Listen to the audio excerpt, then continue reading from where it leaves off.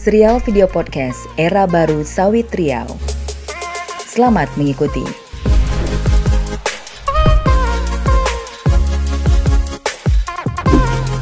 Assalamualaikum warahmatullahi wabarakatuh. Halo sahabat Green. Senang sekali hari ini Vivin kembali menjumpai di podcast spesial kita, yakni terkait dengan Era Baru Sawit Riau. Nah, senang sekali di podcast kali ini kita sudah kedatangan narasumber yang luar biasa sekali. Ini ada Bapak Dokter Hewan Haidir MM atau yang akrab disapa dengan Bang Haidir. Bang Haidir, bagaimana kabarnya hari ini? Alhamdulillah baik. Alhamdulillah baik, luar biasa. Nah, beliau ini merupakan mantan Ketua DPRD Provinsi Riau yang menjabat selama 2 periode, yaitu pada tahun 1999 sampai dengan 2004 dan periode 2004-2008 ya Pak ya? Ya. Benar ya. Dan saat ini menjabat sebagai Ketua Umum Forum Komunikasi Pemuka Masyarakat Riau. Dan beliau juga merupakan peraih Anugerah Sagang 2015. Waduh, luar biasa nih Bang Haidir. Ini kalau boleh tahu nih Bang Haidir, sekarang aktivitasnya, kesibukannya apa nih? Ngajar sekaligus webinar. Di masa seperti ini jadi beradaptasi webinar jadi sekarang ya Bang ya. Kita harus menyesuaikan diri di era digitalisasi. Umur tidak boleh jadi hambatan. Ini dia nih, umur tidak boleh jadi hambatan ya kan. Jadi yang biasanya ngajar di depan kelas sekarang ngajarnya di depan laptop dong. Iya betul. Waduh, luar biasa. Ngajar di mana nih Bang kalau boleh tahu? Di Pasca Sarjana di MM Unila. Sama di Pasca Sarjana Prodi Komunikasi Unri, tapi juga di S1 Komunikasinya juga. Oke. Sama di Persada Buddha di S1-nya. Wih, banyak. Ini kita mengucapkan terima kasih nih Bang Haidir karena sudah menyempatkan waktu untuk ngobrol-ngobrol sama kita hari ini di tengah kesibukan tentunya di sela-sela webinar-webinar yang menunggu mungkin ya. Bang Haidir, hari ini kita kan mau ngobrolin tentang era baru sawit Riau. Kita tahu bahwa memang Riau ini sangat luar biasa sekali potensinya, ya kan? Kita tahu juga ini menurut data yang kami terima nih, Bang Haidir, bahwasanya luas kebun sawit di Riau itu sekitar 3,4 juta hektar. Iya. Dan itu kalau bisa kita katakan itu luasnya itu kurang lebih 20% dari total luas kebun sawit keseluruhan di Indonesia. Iya. Artinya kan sangat luar biasa sekali. Tapi kalau misalnya kita lihat kondisinya saat ini, kepemilikan luas lahan sawit yang begitu besar tidak sebanding dengan kesejahteraan masyarakat Riau. Nah ini kalau misalnya menurut pandangan Bang Haidir gimana nih? Terkait antara luasnya perkebunan sawit dengan kontribusinya terhadap perekonomian dan kesejahteraan masyarakat Riau. Gimana nih Bang Haidir? Oke. Pertama saya komentar dulu. Era baru sawit itu. Iya. Kan? Ini seperti mengikuti tren kelihatannya. Karena sawit itu sendiri bukan barang baru bagi Riau. Betul. Kan? Bukan barang baru, itu barang biasa-biasa saja. Tapi karena sekarang ada era normal baru, maka sawit pun begitu juga. Gitu. Baru juga. Artinya dulu mungkin perkebunan sawit ini kita pandang dari aspek perekonomian semata. Nah kalau sekarang sudah dikaitkan dengan seberapa besar kontribusinya terhadap peningkatan kesejahteraan masyarakat, kan? Kesejahteraan sosial ekonomi masyarakat. Betul. Jadi artinya lebih luas lagi yang dilihat saat ini ya. Iya. Perspektifnya begitu. Jadi melihatnya dari aspek itu. Oke. Nah, ini kita punya kebun luas, tapi apa kontribusinya betul. Apa gitu. Nah, lebih jauh lagi misalnya seberapa banyak milenial yang aktif di situ, yang terlibat di situ. Benar karena memang nih Bang Haidir, kalau misalnya kita bicara soal sawit, ini bukan sesuatu hal yang menarik di mata milenial dan Gen Z. Tapi kita juga pengen supaya Gen Z dan milenial ini melek bahwasanya kita yang hidup dari tanah Memilah Cangkuning ini juga peduli. Sudah seberapa besar kontribusi perkebunan sawit ini terhadap perekonomian masyarakat kita nih?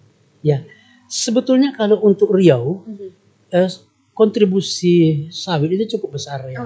Karena sawit itu bagi Riau kan primadona. Primadona ekonomi Riau. Jadi kontribusinya sangat besar. Ya sekitar lebih 52% begitu kontribusinya ya.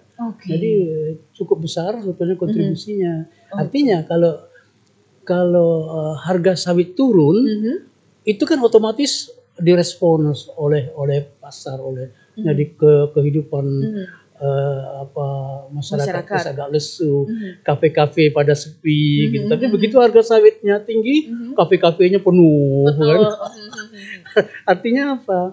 Jadi sangat berdampak sekali. Sangat berdampak. Jadi dirasakan oleh masyarakat kita. Karena apa? Karena ikutannya ya. Jadi industri sawit itu kan banyak ikutan-ikutannya. Okay. Jadi industri lain seperti masalah angkutan, masalah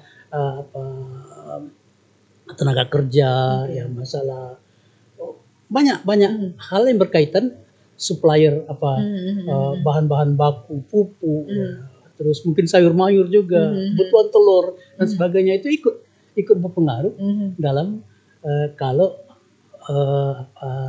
sawit itu harganya naik. Gitu. Oke. Tapi kalau misalnya menurut Bang Haidir nih, masyarakat kita udah sejahtera belum sih dari sawit ini? Atau sebenarnya sawit ini hanya dinikmati oleh segelintir pihak tertentu saja? Gimana menurut Bang Haidir? Kalau secara makro jelas ya, sawit ini berpengaruh pada perekonomian kita. Okay. Nah, namun kalau kita lihat lagi lebih detail, kalau kita zoomkan masalahnya itu, jadi kita perdekat lagi, ya, itu akan kelihatan bahwa ternyata bisnis sawit ini baru dinikmati oleh sekelompok orang saja. Karena apa? Karena dari 3,4 juta hektar itu, sebagian besar kan dari pengusaha besar, kan? Korporasi, gitu. Pengusaha besar industri sawit yang menguasainya. Nah, masyarakat sebagiannya itu pun mereka terperangkap dalam 1,8 juta hektar itu yang masuk dalam wilayah abu-abu yang disebut dengan kebun ilegal itu. Ya, karena mereka lemah dalam perizinan, ya, lemah dalam lokasinya, misalnya ada yang masuk kawasan hutan dan sebagainya. Gitu. Ya. Jadi memang masih segelintir yang menikmati keuntungan dari kelapa sawit ini sendiri ya? Iya. Para pengamat melihatnya begitu. Jadi tidak hanya saya saja. Iya, betul. Para pengamat secara umum melihatnya begitu. Nah, Bang Haidir, ini kan Bang Haidir kan juga merupakan sebagai ketua FKPMR nih. Boleh tahu nggak sih pernah memberikan saran atau masukan atau memberikan program-program nih yang layak untuk dipertimbangkan oleh pemerintah nih supaya bisa mendorong agar kelapa sawit ini juga bisa dinikmati dan meningkatkan kesejahteraan masyarakat kita, Pak? Ya, FKPMR memang sesuai dengan fungsinya. Kita kan menjadi sebuah organisasi yang memberikan kontribusi dalam pokok-pokok pikiran kepada pemerintah. Karena kita kan bukan pelaksana, kita hanya menyikapi masalah-masalah sosial, ekonomi, politik. Nah, nanti kalau ada masalah-masalah itu kita bahas, kita diskusikan, kita perdebatkan di sana. Kemudian rumusannya itu berupa pokok-pokok pikiran. Nah, pokok-pokok pikiran yang kita sampaikan kepada pihak terkait. Yang paling pokok itu kepada gubernur, kepada DPRD, kepada pihak kepolisian, kepada pihak yang lain. Kita sampaikan pokok-pokok pikiran itu. Nah, FKPMR misalnya, karena kita kan baru aktif lebih kurang belum sampai setahun nih. Belum sampai setahun. Nah, kita sudah merumuskan pokok-pokok pikiran FKPMR tentang asap kemarin, ya, terus tentang alih kelola blok migas Pertamina itu, terus masalah-masalah penyakit-penyakit masyarakat, masalah pandemi virus corona, terus termasuk juga masalah kelapa sawit, karena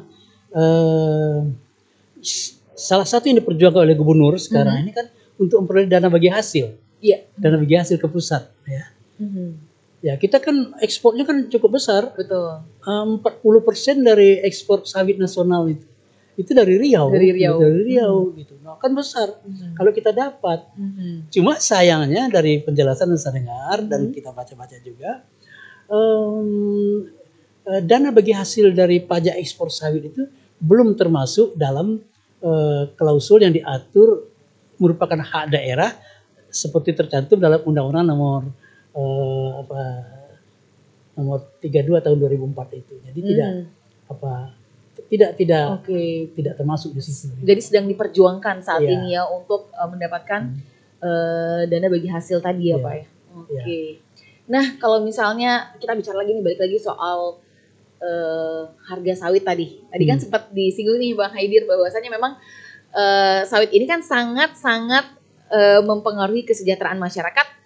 Ini juga bergantung dari harganya, ya kan? Harganya kalau naik, ya kan, masyarakat langsung sejahtera, langsung ganti handphone baru Pak, biasanya ya kan? Boleh aja ganti handphone baru, sedang ganti pacar baru. Tuh ya, guys, boleh ganti handphone baru, tapi jangan ganti pasangan ya Bang ya. Oke, nah jadi seperti yang kita tahu juga beberapa tahun belakang ini tren harga kelapa sawit ini memang naik turun. Jadi pada saat harga kelapa sawit itu naik, itu masyarakat kita langsung jadi ibarat kata tuh langsung sejahtera mendadak nih gitu ya. Tapi ketika harga kelapa sawit turun, bahkan kemarin kalau nggak salah sempat menyentuh harga Rp500 per kilogram ya. Nah pada saat itu mobil-mobil dikembalikan, karena kan banyak kredit nih, mobil, sepeda motor itu dikembalikan atau ditarik oleh debt collector. Benar. Karena tidak sanggup melanjutkan. Nggak sanggup ya. Karena harga tiba-tiba langsung anjlok. Akhirnya masyarakat juga berteriak gitu. Tapi kita juga jadi berpikir nih Bang Haidir, sebenarnya siapa sih yang mempengaruhi harga sawit ini? Nah, ini yang jadi masalah ya. Ini menjadi pemikiran kita bersama. Karena pemerintah tidak bisa atur itu harga sawit itu. Sepenuhnya dikuasai oleh industri kelapa sawit itu sendiri. Jadi harga turun naik itu mereka yang tentukan. Pemerintah nggak bisa intervensi. Ini repotnya gitu. Jadi harga sawit itu ditentukan oleh perusahaan itu. Oleh pasar. Ya. Artinya kan rentan dipermainkan nih. Betul. Oleh karena itulah tidak diawasi. Oleh karena itulah fluktuatif sekali kan. Tempo-tempo harganya tinggi, habis itu turun, tidak lama terus naik lagi. Jadi seakan-akan naik sebentar itu hanya untuk hiburan saja. Iya benar itu Bang Haidir. Gitu. Jadi memang rentan dipermainkan sehingga ini kan sangat tidak bisa diprediksi nih harganya gitu. Tiba-tiba naik, tiba-tiba turun. Ini apakah tidak ada kebijakan dari pemerintah untuk mengawasinya, menetapkan harga standar?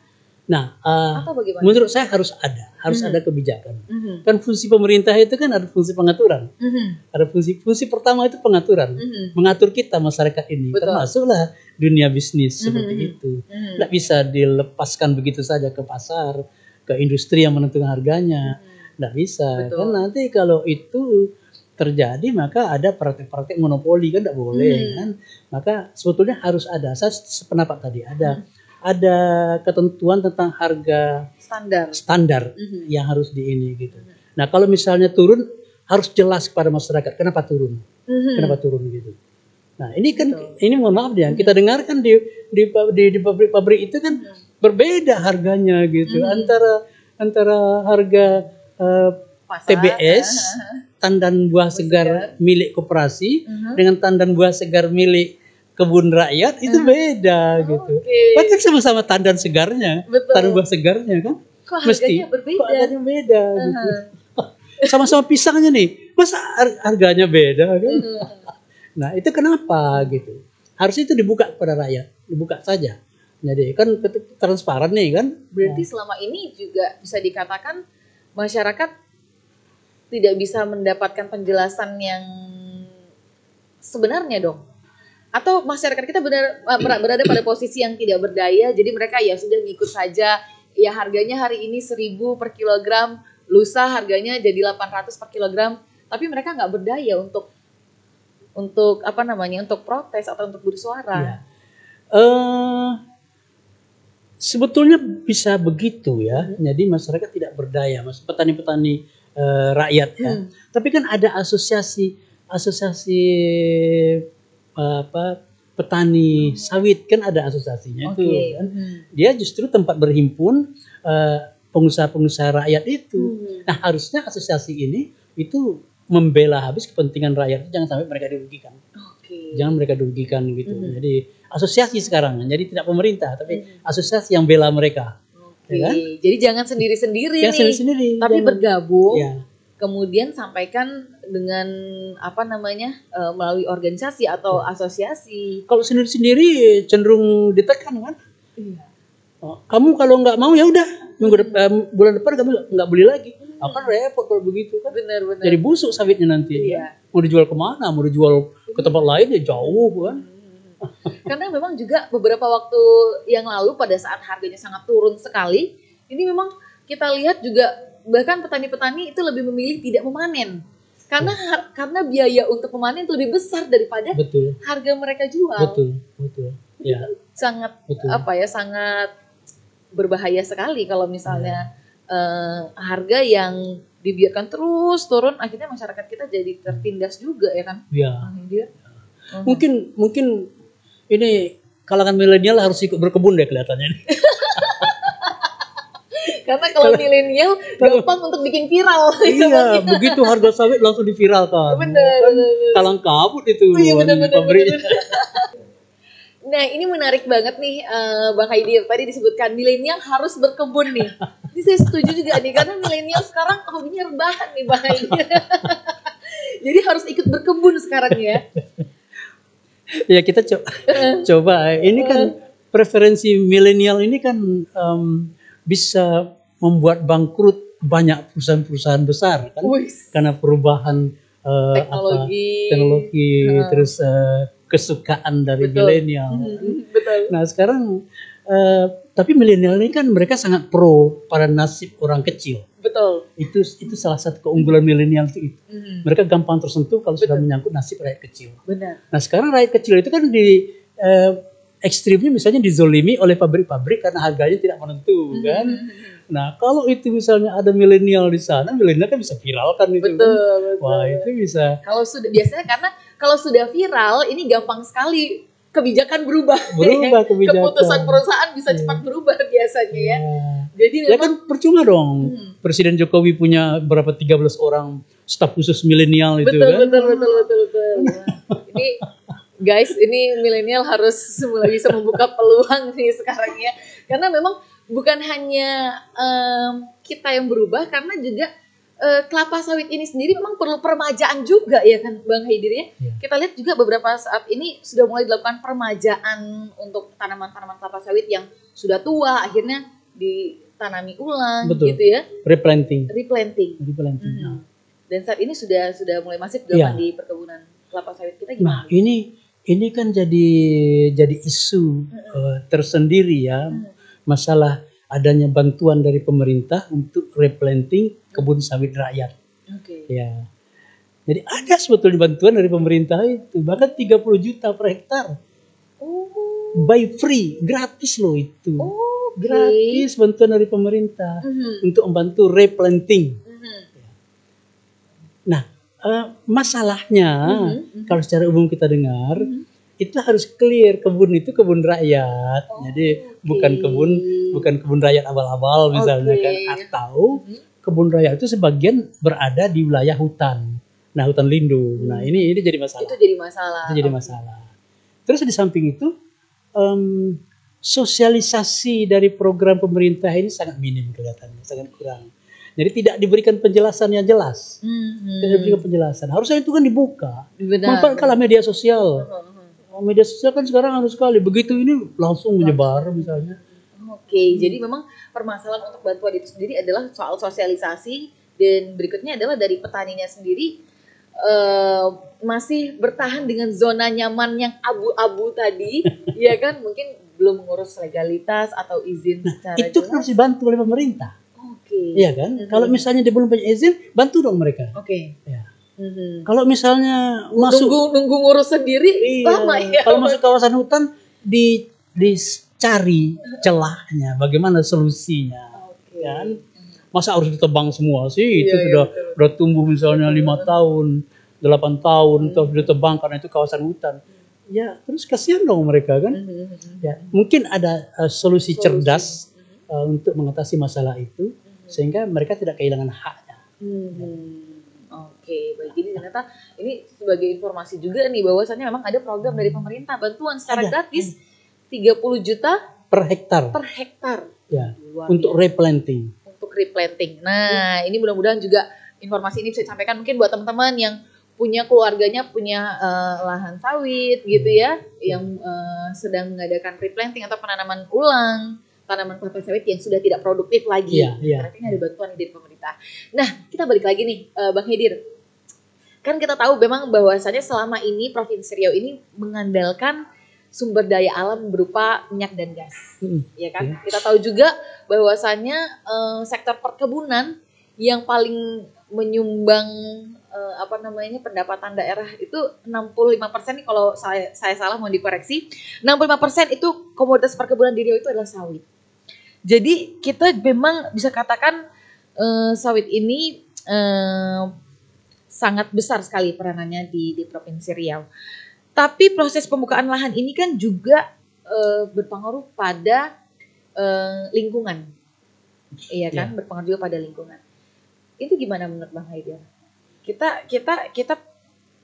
melihat potensi yang luar biasa dari perkebunan kelapa sawit, tapi kita juga harus memikirkan dampak lingkungannya. Ya. Menurut Bang Haidir gimana nih sejauh ini? Oleh karena itu sebetulnya ada bantuan, ada arahan dari pemerintah, bimbingan. Jadi kalau membuka lahan itu tidak dengan membakar, tidak membakar. Jadi sehingga tidak menimbulkan polusi terhadap udara, kan? Tidak membakar.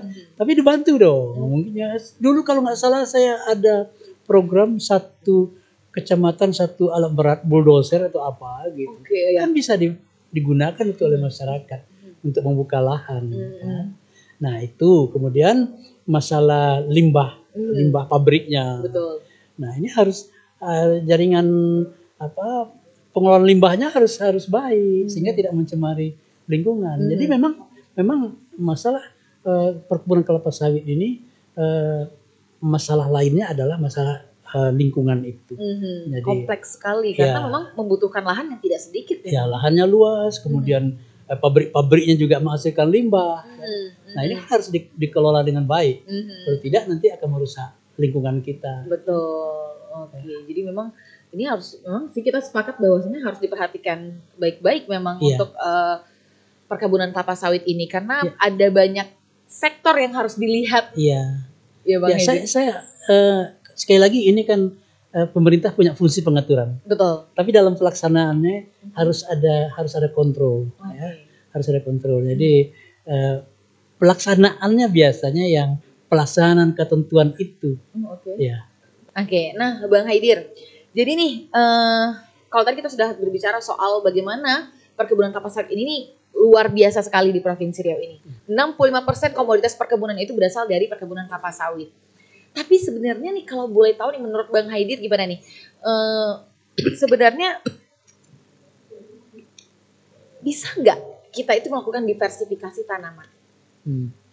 Apakah memang Riau ini hanya bergantung pada kelapa sawit saja atau sebenarnya masyarakat kita ini punya peluang untuk melakukan diversifikasi tanaman?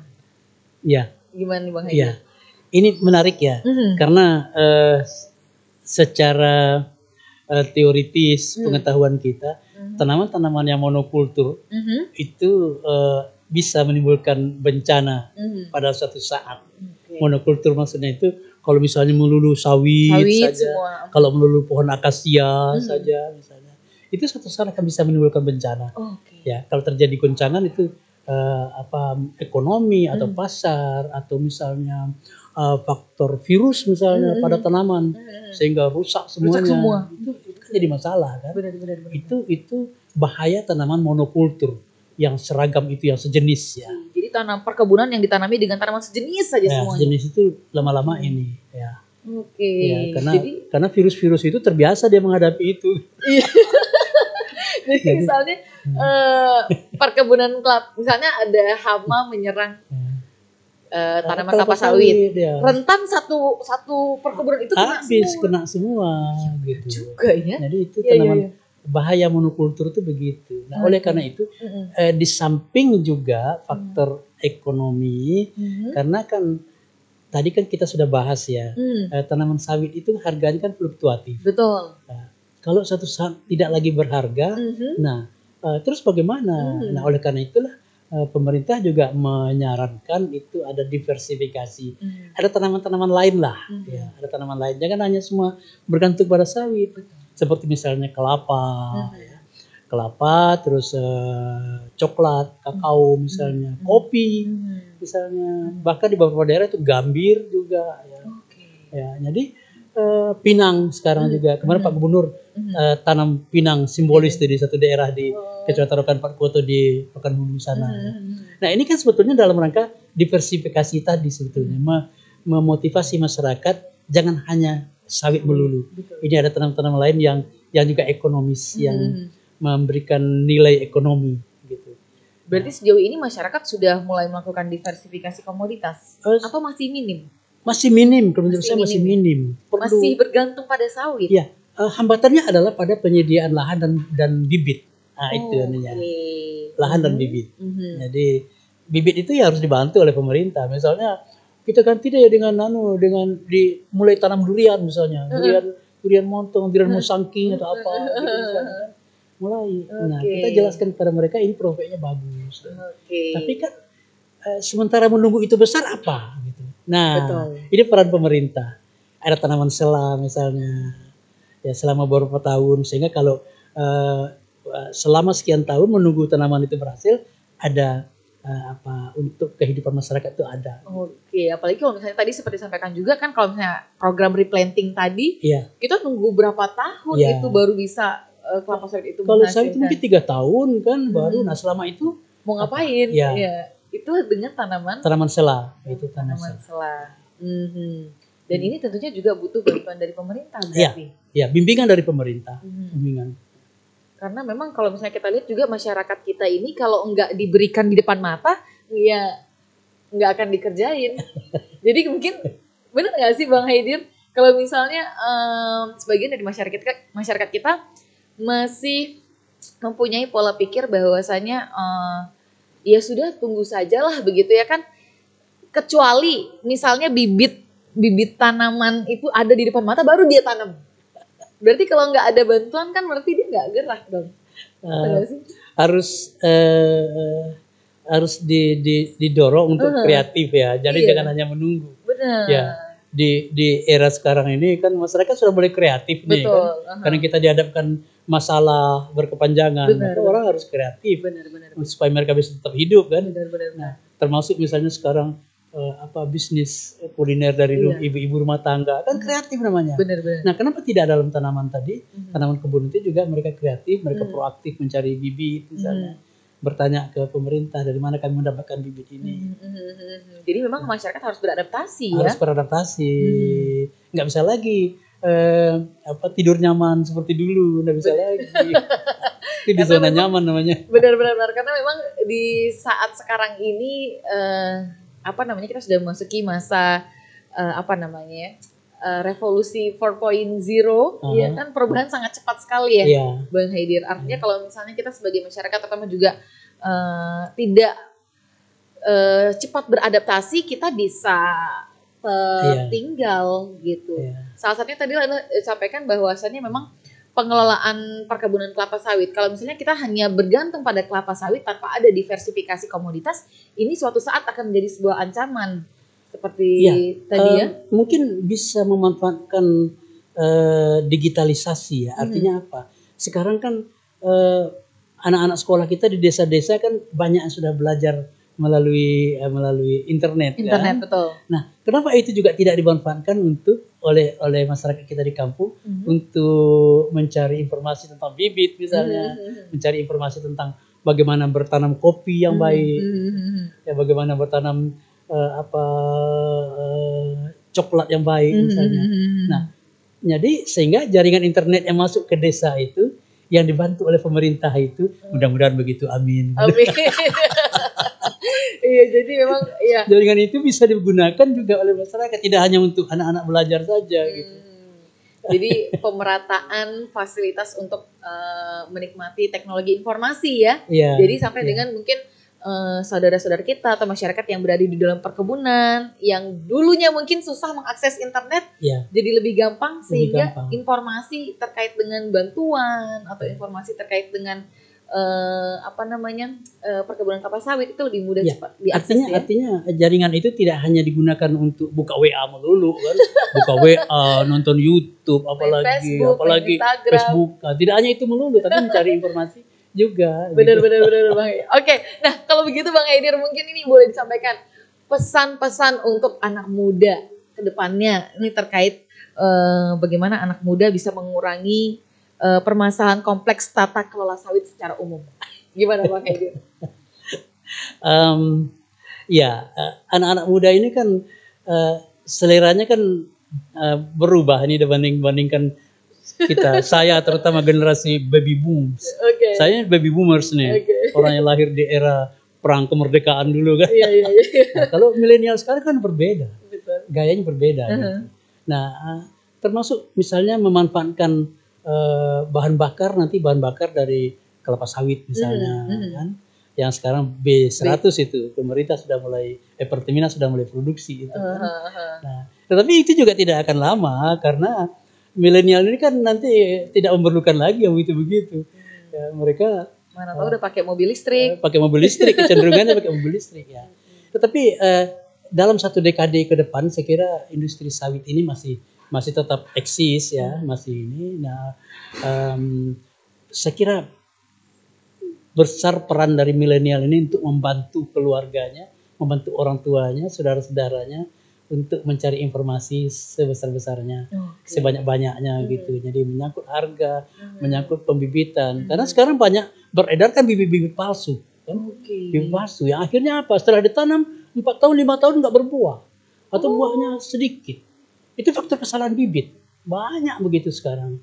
Nah, oleh karena itu jangan sampai misalnya orang tuanya di kampung membeli bibit yang salah, saudara-saudaranya sudah susah buka lahan, tahu-tahu bibitnya salah. Kan itu setelah 4 tahun baru tahu, setelah 5 tahun. Kan kasihan kalau begitu. Nah, milenial harus coba bantu yang seperti itulah gitu. Kita juga baru tahu tuh ada bibit palsu ya kan. Ini mudah-mudahan membuka pandangan kita nih bahwasannya kita sebagai milenial yang akrab dengan teknologi informasi, kita bisa menjadi jembatan untuk menginformasikan kepada keluarga kita, ya kan, keluarga yang punya lahan sawit bahwasannya kita bisa tahu nih ini adalah ciri-ciri kelapa, ciri-ciri bibit yang palsu, ini bibit yang bagus, seperti itu berarti. Betul. Ya, jadi banyak hal yang bisa dilakukan oleh milenial ya. Jadi tidak hanya rebahan melulu. Berarti benar-benar memanfaatkan teknologi informasi, memanfaatkan internet supaya membuka pengetahuan kita, ya kan?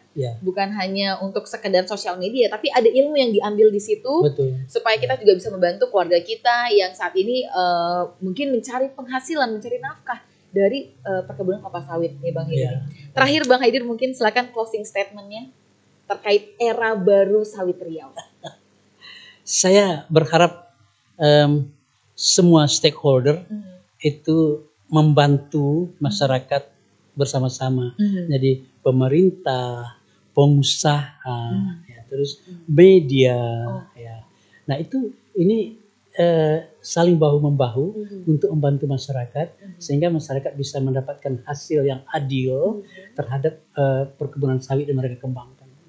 Baik, luar biasa. Jadi semua pihak saling berkomitmen untuk bisa memberikan kesejahteraan kepada masyarakat dengan adil dari perkebunan kelapa sawit ini. Baik, luar biasa. Bang Haidir, terima kasih banyak sudah menjadi narasumber kita pada hari ini di podcast Era Baru Sawit Riau. Dan terima kasih sahabat Green yang sudah menyaksikan podcast pada kesempatan kali ini bersama dengan Bang Haidir. Semoga apa yang kita sampaikan ini bermanfaat buat teman-teman. Dan sekali lagi buat teman-teman juga ini adalah saatnya kita memang memanfaatkan teknologi informasi yang ada, memanfaatkan internet yang ada tentunya untuk hal-hal yang bisa menunjang terkait dengan perkebunan kelapa sawit ini bisa memberikan kesejahteraan bagi masyarakat. Akhirnya saya Pipin pamit undur diri. Terima kasih sahabat Green Radio. Wassalamualaikum warahmatullahi wabarakatuh. Sampai jumpa.